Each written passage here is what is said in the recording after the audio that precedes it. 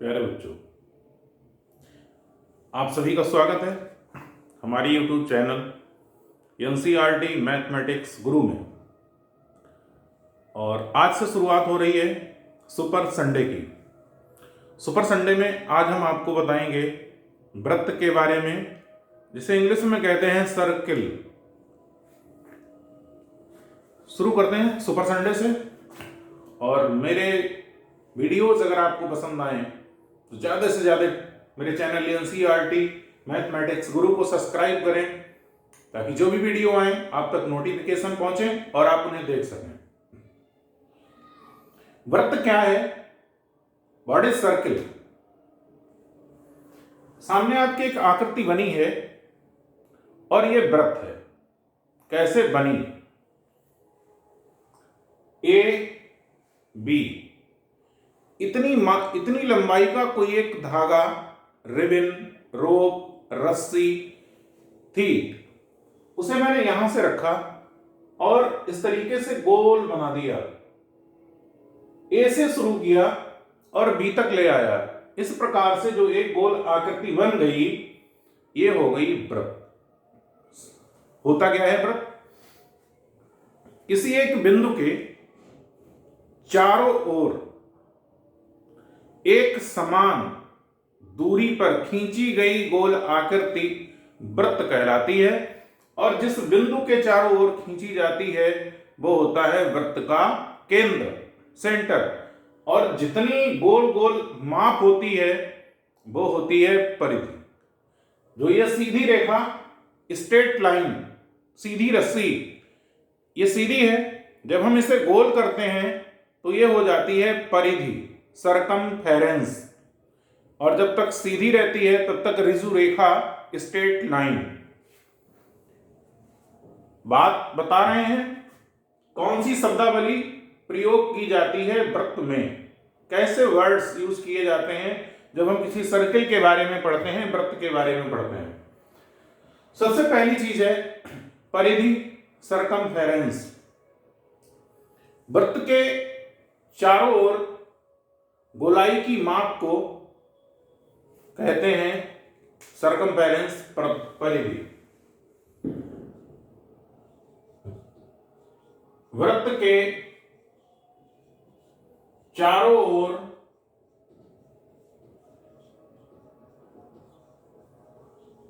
की माप को परिधि कहते हैं।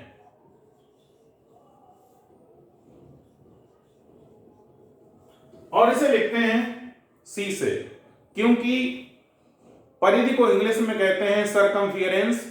और सरकमफियरेंस की शुरुआत होती है इंग्लिश के लेटर सी से। दूसरी चीज आ गई केंद्र। वृत्त के बीचों बीच यानी वृत्त का मध्य बिंदु केंद्र कहलाता है। वृत्त का मध्य बिंदु, बिल्कुल बीच का जो बिंदु होता है वो कहलाता है केंद्र।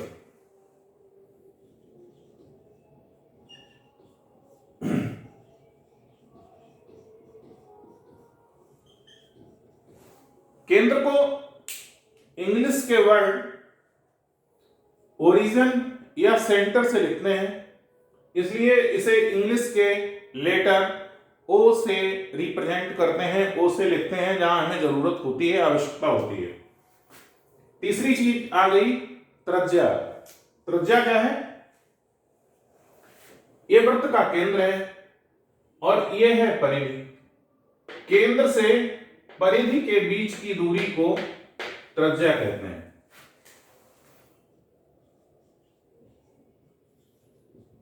केंद्र से परिधि के बीच की दूरी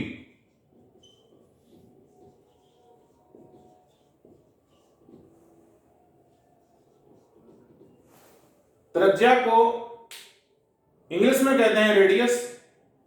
और रेडियस को इंग्लिश के लेटर आर से लिखते हैं, इसलिए इसका जब कहीं आवश्यकता पड़ती है तो रेडियस को लिखने के लिए इंग्लिश के अक्षर आर का प्रयोग करते हैं। त्रिज्या कहते हैं।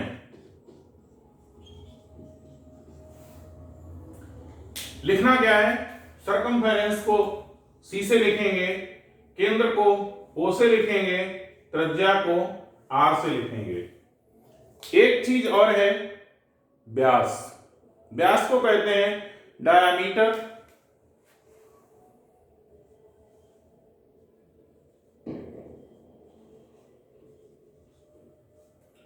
कहते हैं व्यास।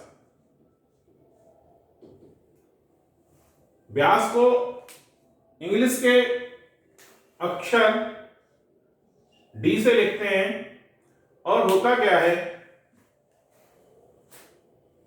ओ और टी इस बीच की दूरी त्रिज्या है। ओ और एस ये भी त्रिज्या है। एक ऐसी रेखा खींची जाए वृत्त के परिधि से एक तरफ से दूसरी तरफ खींची गई ऐसी रेखा जो वृत्त के केंद्र से होकर जाए, उस रेखा की माप वृत्त का व्यास कहलाता है।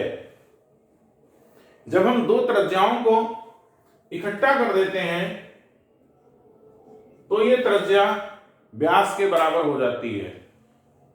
एक त्रिज्या ओ और टी, दूसरी त्रिज्या ओ और एस, ये दोनों त्रिज्याएं जब मिल जाएंगी तो व्यास हो जाएगा। लेकिन व्यास की विशेषता यह है कि व्यास को मापने वाली रेखा वृत्त के केंद्र से होकर जाए। यदि ये रेखा केंद्र से होकर नहीं जाएगी तो ये व्यास नहीं होगा, जीवा होगी। ये रेखा मैंने यहां से यहां खींच दी, केंद्र वृत्त का ये है, ये रेखा यहां खींच दी पी क्यू। तो ये जो पी क्यू रेखा है ये वृत्त का व्यास नहीं है, ये है जीवा। और इसके बारे में आप पढ़ेंगे ज्यामिति की कक्षाओं में, जब ज्यामिति पढ़ाएंगे तब। जीवा की विशेषता ये होती है वृत्त के केंद्र से होकर नहीं जाती है।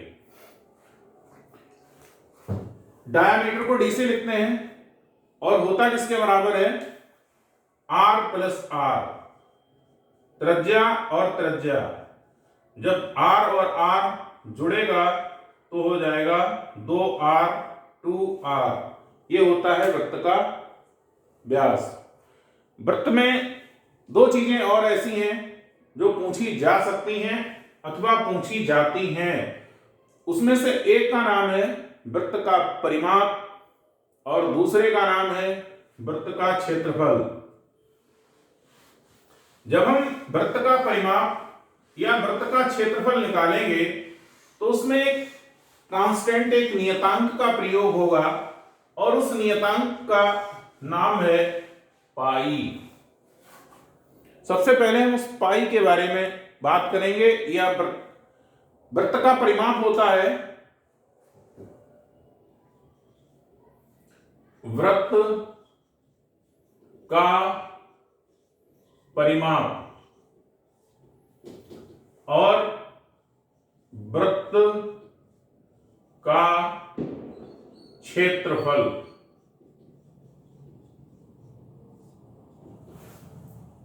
परिमाप को इंग्लिश में पेरीमीटर कहते हैं और क्षेत्रफल को एरिया कहते हैं। पेरीमीटर ऑफ सर्किल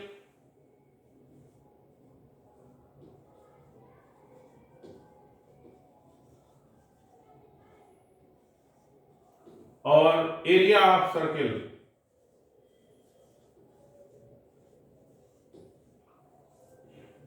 जो हिंदी माध्यम से पढ़ने वाले बच्चे हैं उन्हें भी चाहिए कि वो इंग्लिश के वर्ड सीखें, क्योंकि जब ग्रेजुएशन लेवल पे जाते हैं तो मैथ थ्रू आउट इंग्लिश तो इंग्लिश होता है।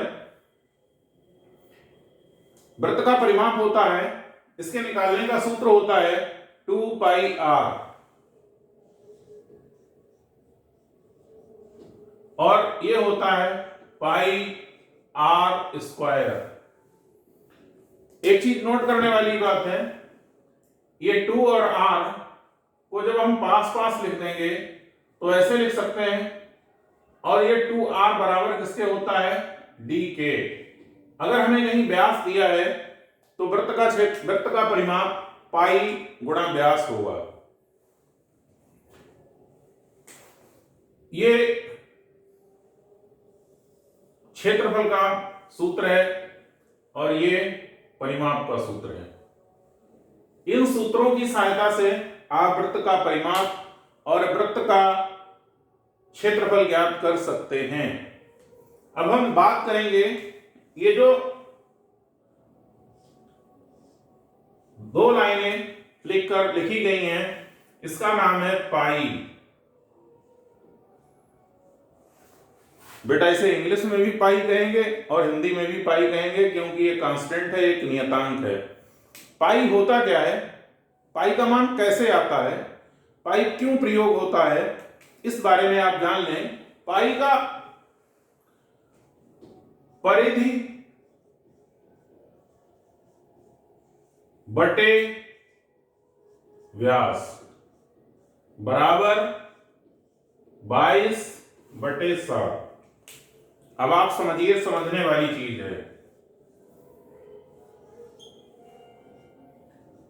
मैंने बोला था अक्षर, शब्द बोला नियतांक, एक कांस्टेंट। कांस्टेंट क्यों जनरेट होते हैं, कांस्टेंट बनते कब है, जब हमें कहीं पर कोई भी एरर मिलती है, तो उस एरर निश्चित मिलती है हर जगह, उस एरर को हम हर जगह निश्चित ना लिखकर एक किसी शब्द का प्रयोग करते हैं, एक किसी अक्षर का प्रयोग करते हैं, और वही नियतांक कहलाया जाता है। पाई का मान कैसे आता है, परिधि बटे व्यास।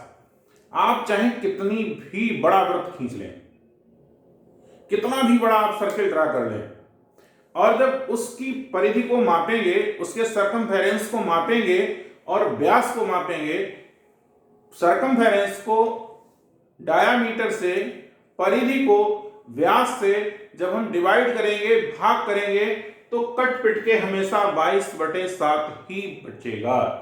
वृत्त चाहे 3 सेंटीमीटर त्रिज्या का हो, चाहे 9 सेंटीमीटर त्रिज्या का हो, चाहे 9 मीटर त्रिज्या का हो, चाहे 9 किलोमीटर त्रिज्या का हो, चाहे 10,000 मीटर त्रिज्या का हो, छोटे से छोटा और बड़े से बड़ा आप कोई भी वृत्त खींचेंगे, जब उस वृत्त की परिधि को मापेंगे और व्यास को मापेंगे, परिधि बटे व्यास लिखेंगे, और जब आप उसे हल करेंगे, सरल करेंगे, सरलीकरण करने के बाद, सिंप्लीफिकेशन करने के बाद मान हमेशा 22/7 आएगा, ये निश्चित है। और इसी परिधि और व्यास के अनुपात को जो निश्चित प्राप्त होता है, इसे हर जगह 22/7 ना लिखकर पाई लिखते हैं। ये बात हो गई कांस्टेंट की। और ये जो 22/7 लिखा है, ये कांस्टेंट है, लेकिन इसके बारे में भी एक बात है जो कंपटीशन यानी प्रतियोगी परीक्षाओं में पूछा जाता है। पाई बराबर 22/7, ये परिमेय संख्या नहीं है, आप परिमेय संख्या है, आ माने नहीं।